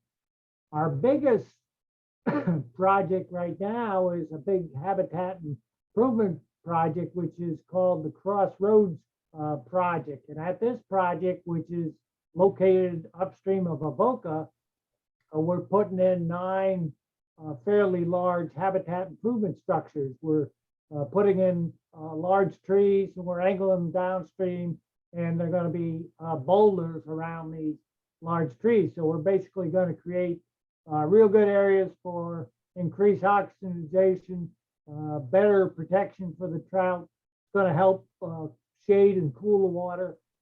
So we had hoped to get those structures into the water in 2021, but I think most of you know the water levels were extra high in 2021. And we want to have the water levels low when we put these structures in, so we can get them angled just the way we want and get everything just we want it. So we were scheduled a couple of times to get them in 2021. We even had the heavy equipment down at the river, but the water was just too high. So we're going to try to, as soon as possible, get in there in 2022, put the 9 structures in, and we'll also be planting a lot of trees along this stretch of the river, and it covers about a quarter mile of the river. So this is the biggest project we have going on right now, and we hope to get that done. So we'll be working on this project and also be working trees in 2022. I see on the slide, Gordon's got Casting for Recovery program. One of the things we've tried to do a couple of times, the Casting Recovery program basically supports women who either have breast cancer or recovering from breast cancer. And you can see the picture down below, but basically last year we donated quite a few flies, and currently we're working on donating flies again for, hopefully they'll have another session in 2022. So that's in a nutshell. We do a lot of work conservation wise, and we appreciate it. I know sometimes your folks join in, and we appreciate the support when you give it to us. Try to keep it short with the football game coming up. Thanks again for inviting us. Well, thanks, Al. I really want to express our club's appreciation for all your club has done, and you personally. The Cohocton watershed is one that both our clubs have invested in for a long time. We have members that love that water, and we really appreciate what you're doing. All right, let's move over to Jim, and let's talk about how do you tie this baby. All right. So I put together a series of step-by-step directions and pictures. And as I mentioned at the beginning, the intent here is so that you guys can watch this again and pause and stop as we're going through the tying. But I want to overview them now and give a couple of pointers at various parts that'll help solidify the mechanism for tying this thing. So here's just a shot of all the materials that I use. This happens to show a picture of the dark dun Hackle, but like I said, I'll also tie it with Grizzly. Really fine elk hair, can't stress that enough. Fine, fine, fine. Not spinning hair, not hollow, really super hollow. Fine. Of course, you can buy the Zelon and Flashaboo anywhere. And that's in the center of the bottom, the Ice Dub Black Peacock. That's what I use. I think the article that I took this from, they use a little bit brighter colored green, but I have a whole bunch of this, and I'm not going to buy any more until I use all that up. So, and then the UV curing resin. Make sure it's a very flowing version, not very thick. And I'll explain why when we go through that part of the detail of the tying. So again, I use the 102Y from Tiemco. I tie 15s through 19s. If for some reason they don't have that, then I will tie them on 2488s, but I really prefer them on the 102Y. Okay, and this is why, sorry for the pun. This is why I like the 102Y. It's got a wide gap to begin with, right? Of course, so does the 2488.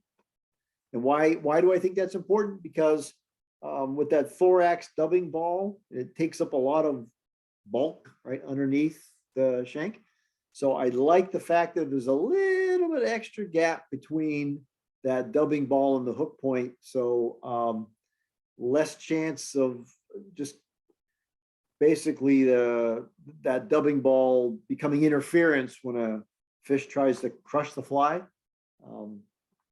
And in particular, that the 102Y design, not only is it black, which I think is important, particularly for me when I'm trying to use it in a situation where midges are important. I like the dark color, not the bronze. But what's unique about the design of the 102Y is that the point is actually moved slightly back versus like a 100 fly or hook. And okay, so the marketing piece of Tiemco says it's for slightly more secure hooking. Sure, I get that. But the bottom line is it just puts a little extra space between that dubbing ball and the hook point. So there's better chance to get that point into the fish. So that's the hooks that I recommend they be tied on. Okay, so step by step.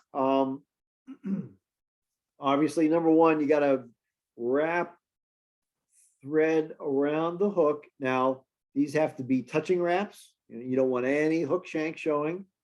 Touching wraps down and back up again.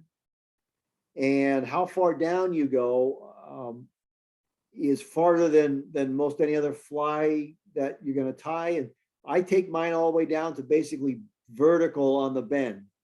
And that's because when that fly is riding low and that abdomen is actually below the film, it looks like it's almost like an emerging kind of view. And you've already got some Flashaboo that's going to be down there. So it kind of adds to the, all right, I want it to be really down in the water. So I'll wrap it down to basically vertical on the bend and then back up to the tie-in point. Right, then you tie your Flashaboo strand in. And again, you're going to go down and back with covering wraps, right? You don't want any gaps. You don't want that. You don't want the Flashaboo to be shown outside of when you spiral wrap it. So a lot of thread, right? A lot of touching thread wraps all the way down to the vertical in the bend and back up again. Now, for step 3, obviously it helps if you have a rotary vise, so that you can wrap it, wrap the Flashaboo easier. But hey, you get a long strand, you can certainly just go finger to finger, wind it around. But you want even spacing, 6 to 7 times, something like this is good. And basically you want enough there that everything below the dubbing ball is gonna catch the fish's eye, right? So a little bit of sparkle in there. So 6 or 7 wraps. And then step 4 shows after the UV's been put on. And what you can see, two important things. Number one, and perhaps most important, you notice how the thread darkens once the resin soaks into it. So what starts off as camel over here on the left darkens to a deep brown after the UV resin soaks into it.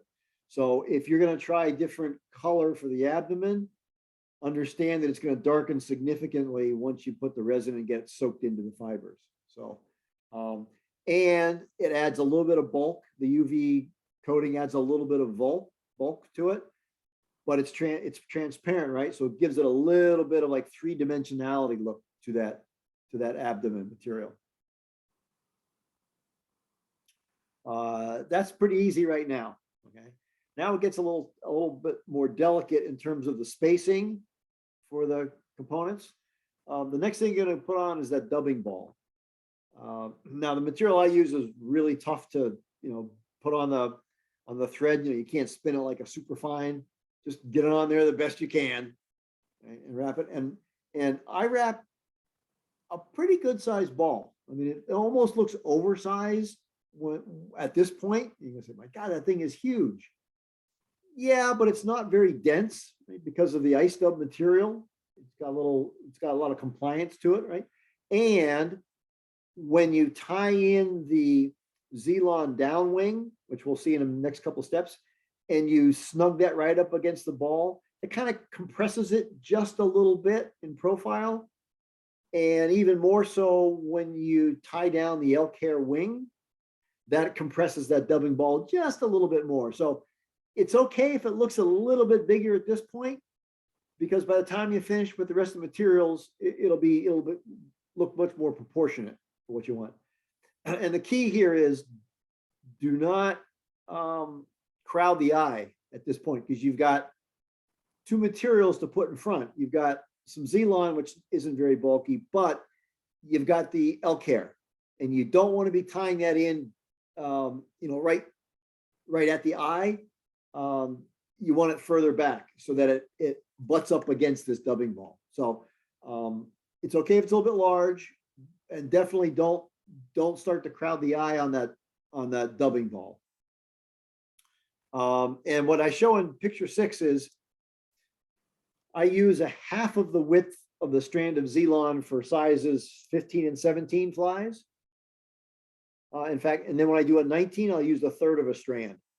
But the bulk of a unsplit strand is much too much bulk for the downwings.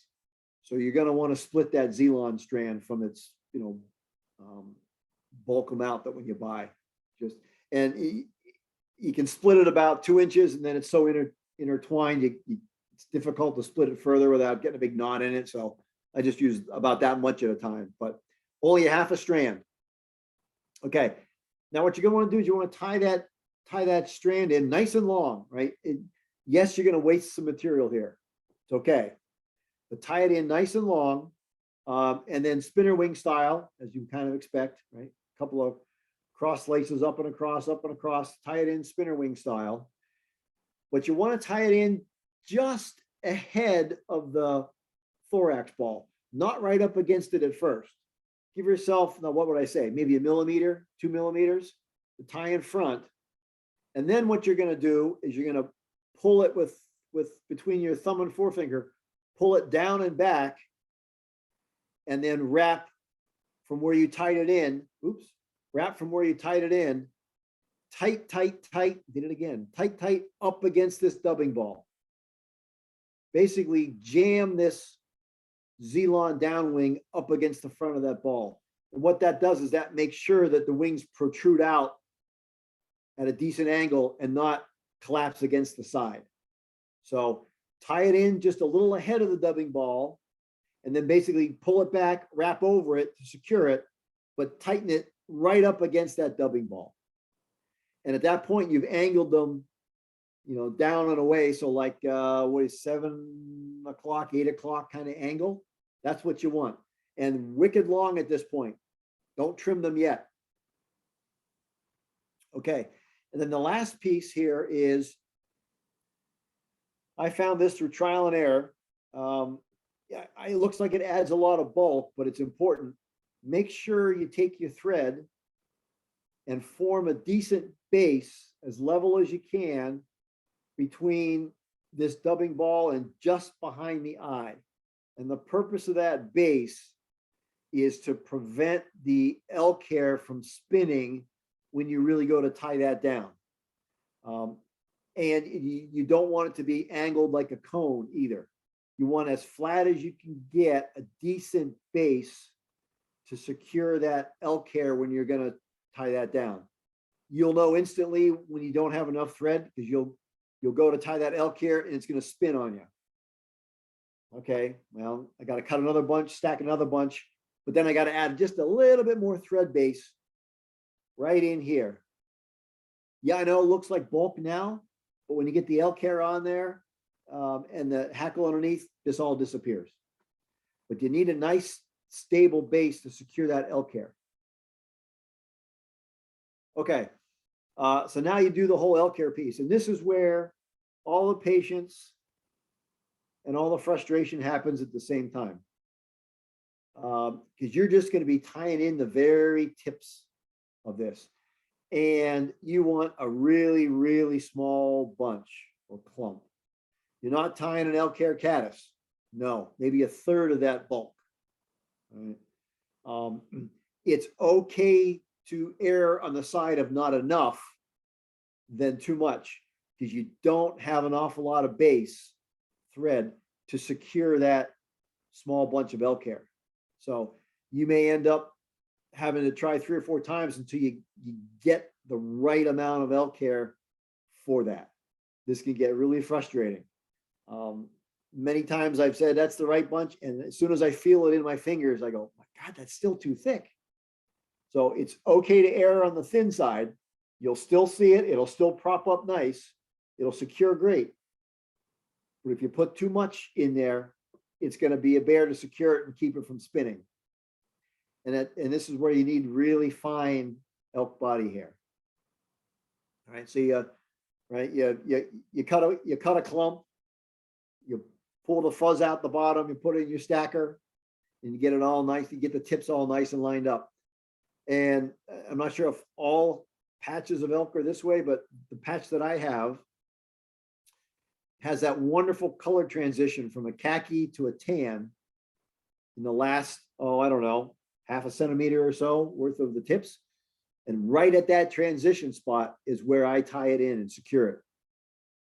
And again, you want to tie it in your first couple of loose wraps ahead of the dubbing ball, not flush against it right away. Tie it in just ahead of the dubbing ball, about right where you see the thread here. 2 loose wraps here, and then real tight wraps going back up into that ball. And what that does is that makes sure that those tips are as angled up as possible, because they're pushed tight against that dubbing ball.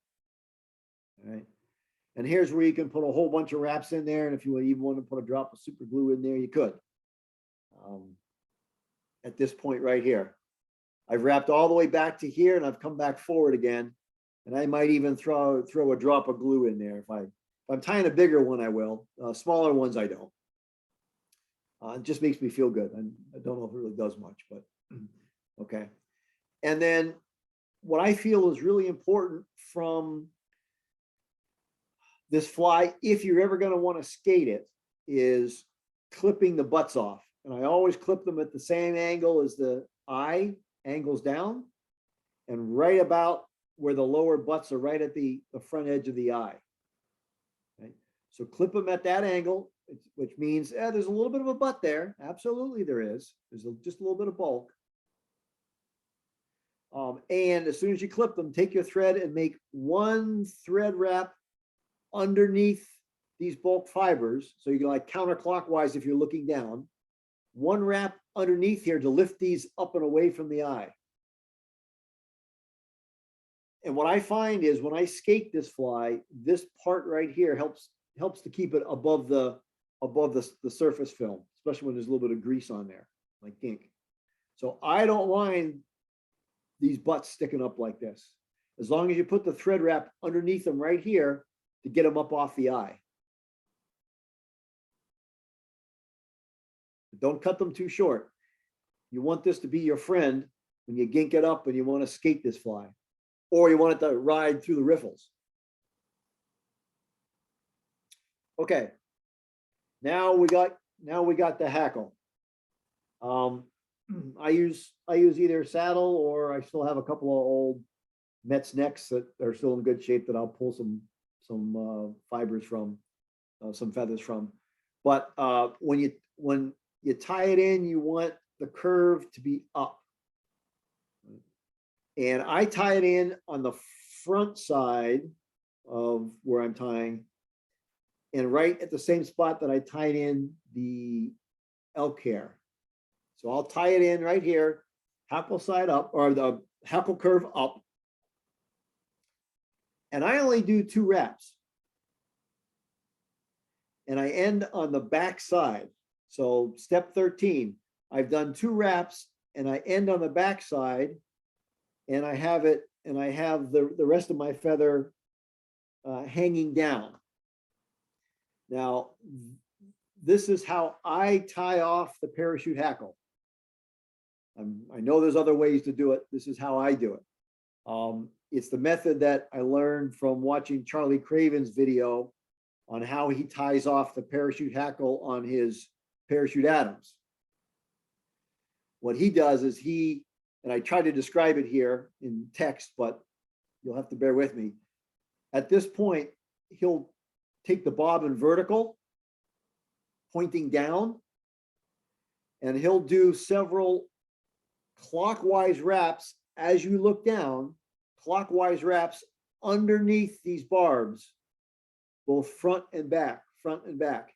Now, if you use thread that's larger than 8/0, thicker than 8/0, that's a problem, because that thickness of the thread will basically push up these barbules like a surfboard, and you don't want that.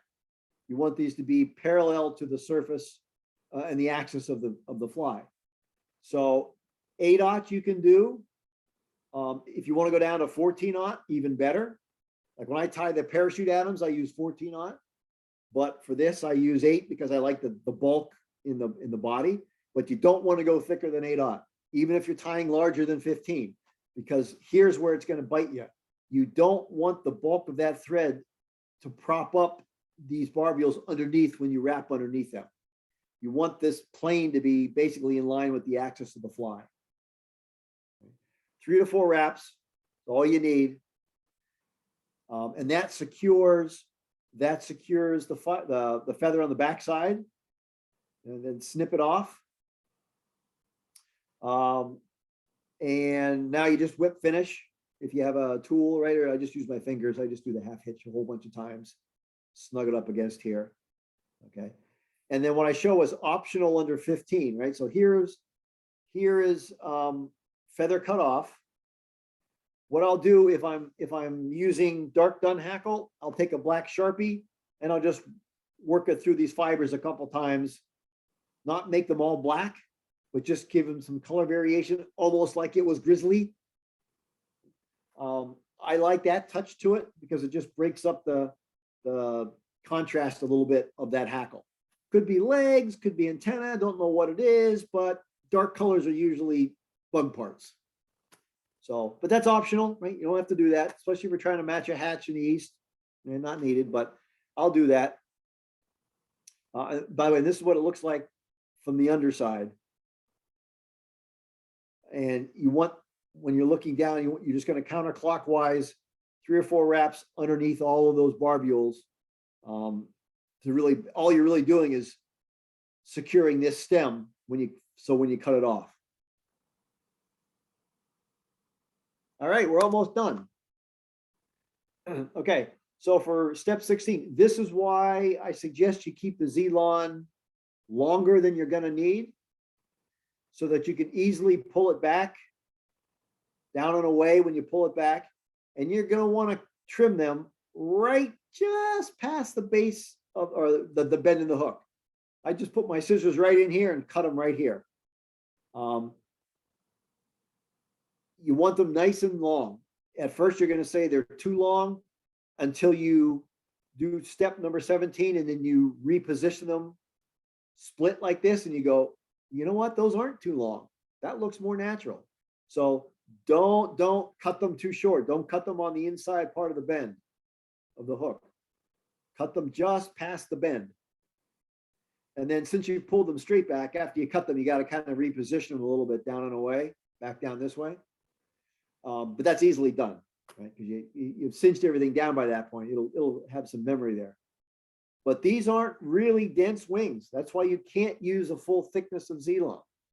Just a half a thickness for the medium-sized hooks is all you need, because you want it to be translucent and just the hint of a wing, but not opaque and not exceptionally well defined.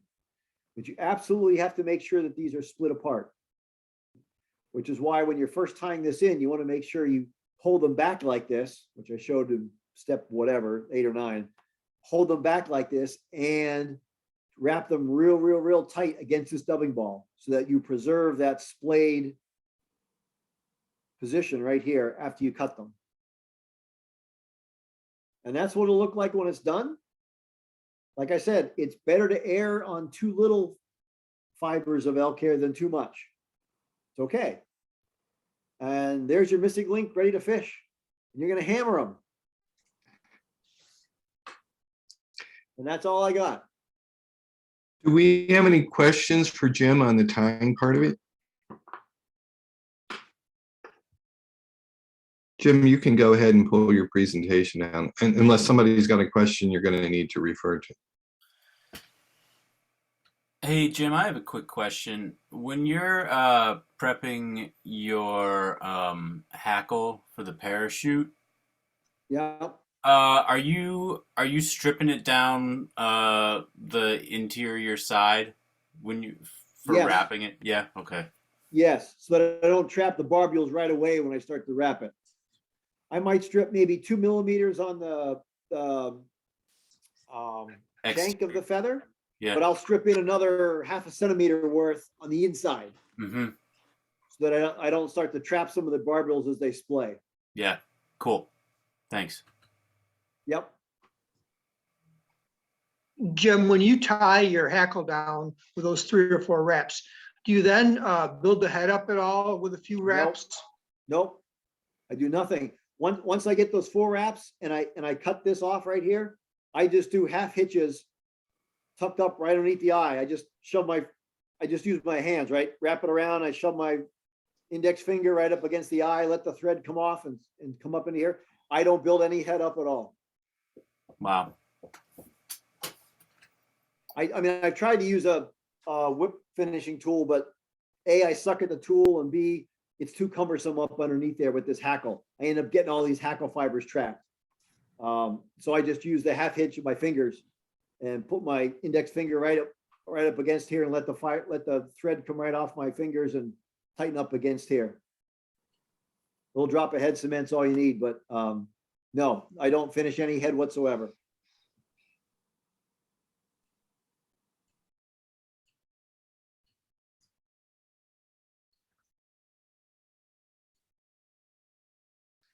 Okay, Well, Jim, you, I'm gonna stop sharing. yeah, good. Hey, it's good to see everybody. I think we had at the peak almost 10 on the Facebook live stream and in the high 20s here on Zoom. So that's pretty good for us. I'd like to thank you all for attending. And wish you a good evening. I want to release so folks can go root for Georgia or Alabama or whoever your preference is. And let me thank Jim again for an excellent presentation. Jim, you are a great describer. It's really fun to listen to you describe how to tie a fly. And whenever we ask you to talk about fishing techniques, somehow or another, there's always some kind of bear warning and bear spray involved in it. And I mean, I have like nightmares for days. Oh, it was really great. It was really fun. Yeah. Hey, Jim, while I got you, one question on the bear spray. What do you do with it when you're done?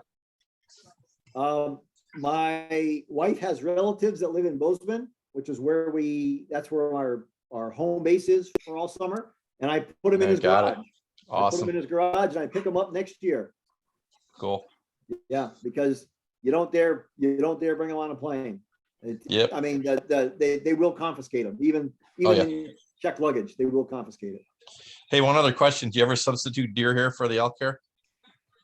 I have not, no. I'm sure you can. It'll just darken the color of the wing a little bit, but you can get just as fine deer hair.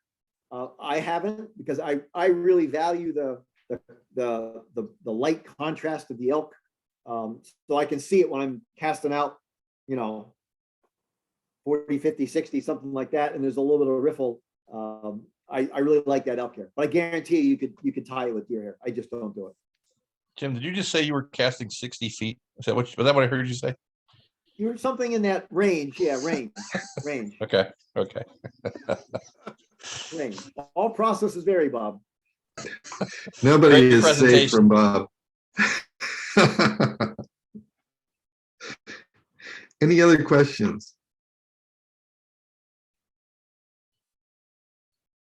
Fantastic. Jim, thank you so much. Great. Yeah. Great Have a good time, presentation. everybody. Thank you. Thank you for the Canandaigua guys for sharing about your club and all your club does. And we look forward to continuing to work together. Well, thank you for having us, Kirk. Really good meeting. Yep. Thank you. All right. We wish you all a good evening. Cheerio.